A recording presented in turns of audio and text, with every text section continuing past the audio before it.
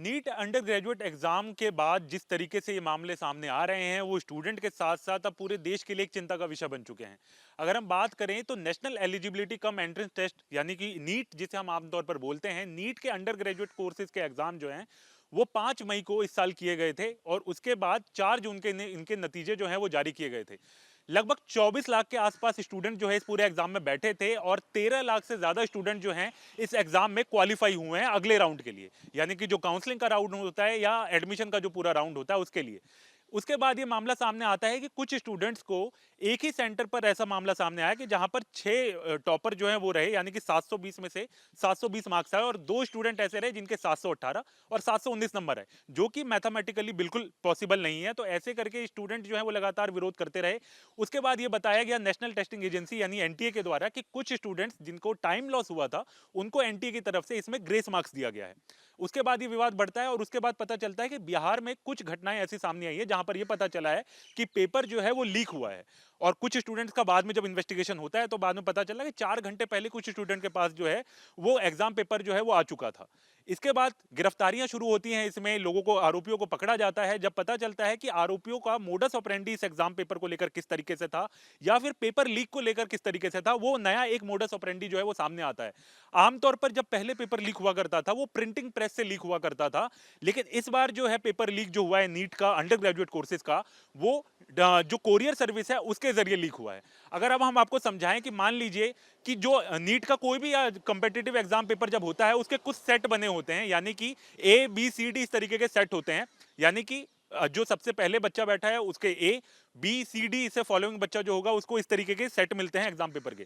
तो हुआ ये कि प्रिंटिंग प्रेस जहां पर ये पूरा एग्जाम पेपर जो है जहां पर प्रिंट किया जाता है वहां पर आमतौर पर वहां से लीक होता था। लेकिन हुआ क्या कि इन सभी एग्जाम पेपर को एक बॉक्स में जो है वो रखा जाता है। इस तरीके के मान लीजिए 100 बॉक्स जो हैं वो रखे गए। उसके बाद वो एक ट्रक में रखे जाते हैं और ट्रक जो है वो फिर हर जगह जहां भी एग्जाम होता है, जो सेंटर्स होते हैं वहां पर पहुंचता है और वहां पर एग्जाम की जो पेटी है उसको रखा जाता है।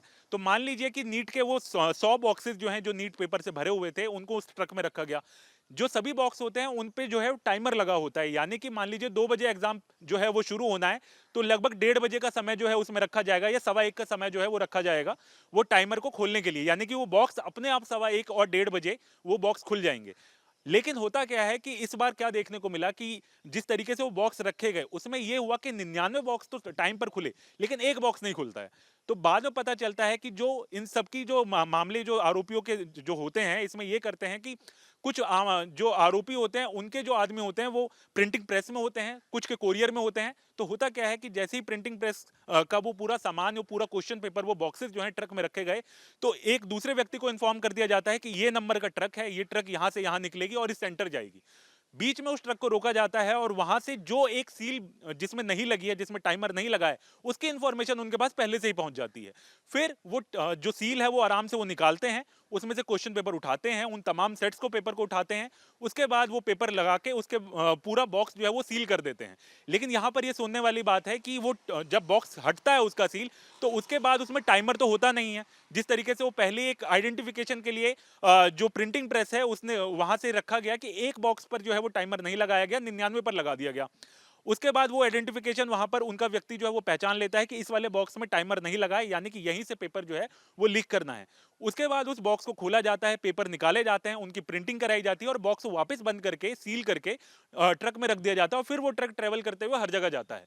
तो बिहार में यही हुआ कि 4 घंटे पहले वो पेपर जो है वो स्टूडेंट्स के पास पहुंचे और उसके बाद उनको आंसर्स के रट्टे लगवाए गए। और उसके बाद अगर हम आपको बताएं तो हरियाणा में भी एक मामला ऐसा सामने आया जहां पर एक स्कूल की तरफ से ये कहा गया कि 3 पेपर जो बॉक्स थे वो टाइम से नहीं खुले, बाकी एक बॉक्स जो है वो टाइम से खुला। तो जब बताया गया कि वो 3 बॉक्सेस नहीं खुले तो उसके बाद जो भी इन्विजिलेटर थे उन्होंने एनटीए को फोन किया। एनटीए की तरफ से कहा गया अगर बॉक्स नहीं खुला है तो उसको आरी से काट दो। उसके बाद उन्होंने वैसा ही किया, आरी से उस सील को काट दिया। लेकिन बाद में पता चलता है कि इसी तरीके से पेपर लीक जो है वो हुआ है। और ये पूरा मामला अगर हम आपको बताएं तो जो बिहार इन्वेस्टिगेशन चल रहा है, बिहार में इकोनॉमिक ऑफेंस यूनिट जो ये पूरे मामले की जांच कर रही है, उसने लगातार संपर्क में पता चला कि जिस तरीके से जो पेपर लीक है अब वो कोरियर सर्विस के थ्रू जो है और इस तरीके से ट्रक के जरिए जो है वो लीक हो रही है, और एक सील बंद जो बॉक्स होता है उसको जो हटाकर उसमें से पेपर निकालकर उसको प्रिंट करके तमाम इलाकों में, तमाम देश भर में जहां पर पेपर लीक करवाना है वहां पर वो पहुंच जाते हैं।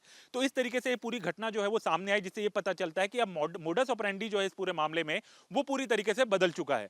अब हम आपको बताएं तो 20 तारीख को धर्मेंद्र प्रधान जो कि एजुकेशन मिनिस्टर है उनकी तरफ से एक प्रेस कॉन्फ्रेंस की गई थी, जिसमें उन्होंने पहले तो ये साफ तौर पर कहा कि बिहार में इस मामले की जांच जरूर चल रही है, कुछ जगहों पर ऐसा सामने आ रहा है कि इस तरीके के मामले जो हैं हुए हैं। ग्रेस मार्क्स को लेकर जो सुप्रीम कोर्ट पहले फैसला सुना चुका था, जिसमें जब बताया गया था कि 23 जून को उन 1563 जो स्टूडेंट हैं उनका री एग्जाम किया जाएगा। लेकिन उसके बाद जो है इस मामले की जांच के लिए उन्होंने बोला कि अगर एनटीए में भी कोई रिस्पॉन्सिबल होगा तो उसके खिलाफ भी सख्त कार्रवाई की जाएगी, जिसके बाद हमने देखा कि किस तरीके से 22 तारीख को एनटीए के डीजी जो थे सुबोध कुमार सिंह उनको उनके पद से हटाया गया था। इसके बाद शिक्षा मंत्रालय ने यह पूरा मामला अब सीबीआई को जांच के लिए दे दिया है, और सीबीआई अब इस मामले की जांच कर रही है, जिसमें सीबीआई के लिए एक स्पेशल टीम बनी है। जो स्पेशल टीम तमाम उन इलाकों में जा रही है, चाहे हम बिहार की बात करें चाहे गोधरा की बात करें जहां से पेपर लीक की घटना सामने आई है। नीट अंडर ग्रेजुएट के नतीजे जब सामने आए तो उसको लेकर कई सवाल जारी किए गए, कई सवाल स्टूडेंट्स के द्वारा किए गए, जिसमें एक सबसे अहम सवाल था कि ग्रेस मार्क्स किस तरीके से दिए गए। लेकिन जो दूसरा अहम सवाल है वो पेपर लीक को लेकर है।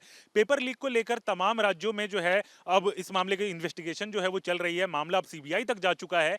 लेकिन किस तरीके से पेपर लीक हो रहा है और पेपर लीक को लेकर मॉडस ऑपरेंडी किस तरीके से अपराधियों का चेंज हुआ है, उसको लेकर ही हमारे साथ आज बातचीत करने के लिए मौजूद हैं वेद प्रकाश जी, जो कि फॉर्मर अंडर सेक्रेटरी रहे हैं उसके एनसीईआरटी में। और अगर हम बात करें तो कई एग्जाम सर कंडक्ट करवा चुके हैं।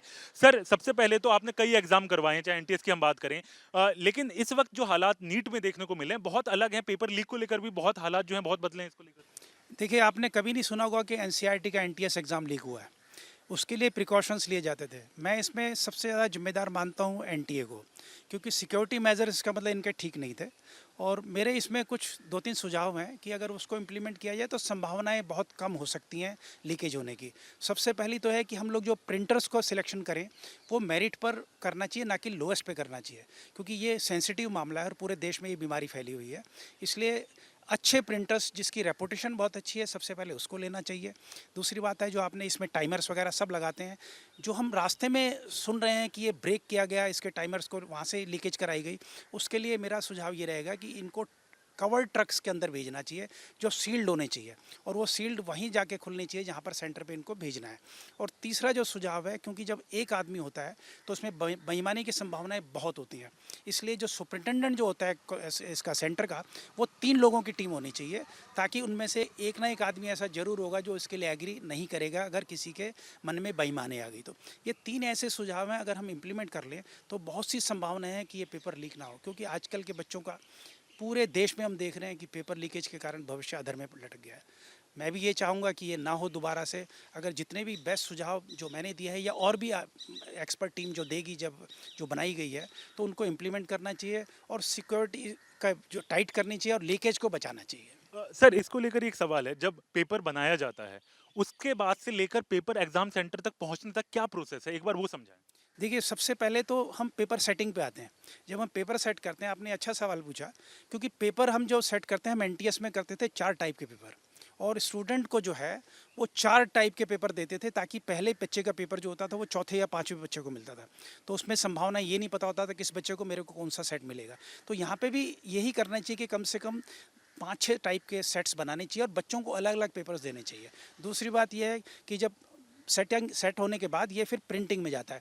प्रिंटिंग में 2 ही ज़्यादा संभावनाएं लीकेज की लगती हैं मुझे, या तो प्रिंटिंग स्टेज पर होती है या फिर आखिर में सेंटर स्टेज पे होती है।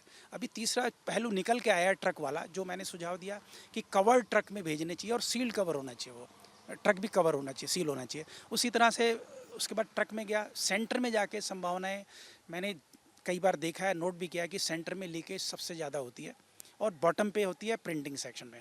तो इन्हीं 2 स्टेजेस पर इसको हमें रोकना चाहिए। वहाँ अगर हम सिक्योरिटी ले लेंगे तो संभावनाएं बहुत कम हो जाएंगी लीकेज की। सर, एक बार ये बताइए कि जब पेपर जो है प्रिंटिंग से निकल कर आता है तो एक सील बंद बॉक्स में आता है, उसमें किस तरीके का टाइमर लगा होता है कि करेक्ट टाइम पर अपने आप ही खुल जाए एग्जाम? देखिए, ये सॉफ्टवेयर की चीज़ है, इस पर मैं इसको ज़्यादा नहीं बोलूँगा, लेकिन हाँ, ये ऐसी सेटिंग होती है। मगर आप इसमें कोई ना कोई, जब एक बॉक्स से भी लीक हो जाएगा तो सारा बेकार हो जाएगा। इसलिए अगर मैंने कवर्ड जो ट्रक की बात की है वो इसीलिए की है कि ताकि उसको रास्ते में खोला ना जा सके, तोड़ा ना जा सके। तो इसलिए टाइमर, देखिए आप, हम बैंक के फायर बॉल्स को क्रैक कर देते हैं तो ये तो बहुत छोटी चीज़ है। इसलिए इसको सील्ड कवर में भेजें, रास्ते में खुले ना। कवर्ड ट्रक होगा और पेपर जो है वो कई टाइप का होगा, तो किसी बच्चे को, किसी भी लीक कराने वाले को ये पता नहीं होगा कि मेरे बच्चे के पास कौन सा वाला पेपर आएगा। और ये पॉसिबल नहीं है कि कई सौ क्वेश्चंस किसी बच्चे को रटाए जा सकें या बताए जा सकें। सर एक कुछ मामले हमें देखने को मिले हैं जिसमें ये पता चला है कि जो स्टूडेंट जो है वो दूसरी बार किसी एग्जाम में बैठा है, जो कि हमने नीट में ही देखा कि फर्स्ट टर्म में उसकी रैंक लाखों में आई है, सेकंड में एग्जाम देने पर रैंडम जगहों पर सेंटर चले गए और उसके बाद उसकी रैंक जो है वो हजारों में आ गई। किस तरीके से पॉसिबल होता है? ये जैसा आपने कहा, ये कंप्यूटर की एडजस्टमेंट होती है, सॉफ्टवेयर। देखिए इसमें सबसे बड़ा हाथ कंप्यूटर ऑपरेटर के हाथ में भी होता है रिजल्ट बनने के बाद। आपने सुना होगा आज से कुछ वर्ष पहले सीबीएसई में ये बहुत बड़ा कांड हुआ था कि कंप्यूटर ऑपरेटर ही पास बच्चे के मार्क्स फेल को और फेल बच्चे के मार्क्स पास को दे दिया करता था। तो ये उस स्टेज पे भी संभावनाएं बनी रहती हैं। लेकिन यहाँ पर जब प्रिंटिंग के टाइम पर भी मैं ये कहूँगा कि जब पैकेजिंग भी होती है ना, उस टाइम पर भी संबंधित विभाग का अधिकारी या उनकी एक टीम उपलब्ध रहनी चाहिए, ताकि वो भी संभावनाएं ख़त्म हो जाए कि वहाँ से कोई प्रिंटिंग वाला भी निकाल सके उसको। तो इसलिए रैंकिंग का तो सॉफ्टवेयर से या कंप्यूटर ऑपरेटर ही कमाल कर सकता है, इसके अलावा रास्ते में तो हो नहीं सकता। सर क्या ये भी मामला अगर हम कहें कि कुछ स्टूडेंट ने एक कुछ अजीब सी जगहों पर अपना एग्जाम सेंटर जो है वो रखवाया, क्या इसको भी सेट किया जा सकता है? बिल्कुल किया जा सकता है, 100% किया जा कैसे किया सकता जा सकता है इसको? है। ये सब ऑपरेशन से होता है, कंप्यूटर की सेटिंग से होता है, सेंटर अलॉटमेंट में होता है। इसमें विभाग के लोग जरूर मिले होते हैं, तभी हो सकता है। मैं अब इससे ऊपर इसमें ज़्यादा ना कह के मैं यही कहूँगा कि ये संभावनाएं बिल्कुल होती हैं कि मैनेज होकर सेंटर मैनेज हो जाए। सर जब एग्जाम पेपर किसी सेंटर पे पड़ता है, मान लीजिए किसी स्कूल में सेंटर है नीट के एग्जाम का, वहां पर एग्जाम पेपर पहुंच चुका है ट्रक से, उसके बाद उसको सही टाइम पर लेकर भी आया जाता है, तो जब उसको खोला जाता है तो उस समय कौन कौन उपलब्ध होता है वहां पर? देखिए ये जिम्मेदारी तो सुपरिटेंडेंट की होती है, लेकिन यही मैंने सुझाव दिया कि वो अगर एक आदमी ना होकर 3 आदमियों की जिम्मेदारी हो तो संभावनाएं कम हो जाती हैं कि वो पहले ही खोल के उसको निकाल सके। ये संभावना रहती है कि अगर अकेला सुपरिटेंडेंट है तो वो उसको निकाल करके पहले ही देख के दोबारा रख दे, या क्रैक जब निकाल रहा है तो अकेला आदमी वो उसी को पहले खोल लेगा जो खुली हुई थी, तो पता नहीं लगता। लेकिन अगर 3 लोग होंगे, 3 लोगों की प्रेजेंस में कंट्रोल रूम खुलेगा, स्ट्रांग रूम खुलेगा, तो ये संभावनाएं बहुत कम हो जाएंगी। बहुत बहुत शुक्रिया सर बात करने के लिए। तो जैसा कि सर ने हमें बताया किस तरीके से पेपर लीक होता है और किस तरीके से इसको बचाया जा सकता है और किस स्टेप को इस्तेमाल किया जा सकता है इसमें, और किस तरीके से लोगों का वहां पर रहना, सुपरिटेंडेंट का रहना वहां पर जरूरी होता है ताकि पेपर लीक को रोका जा सके। वीडियो जर्नलिस्ट राकेश चौहान के साथ हरीश झा, न्यूज नेशन, दिल्ली।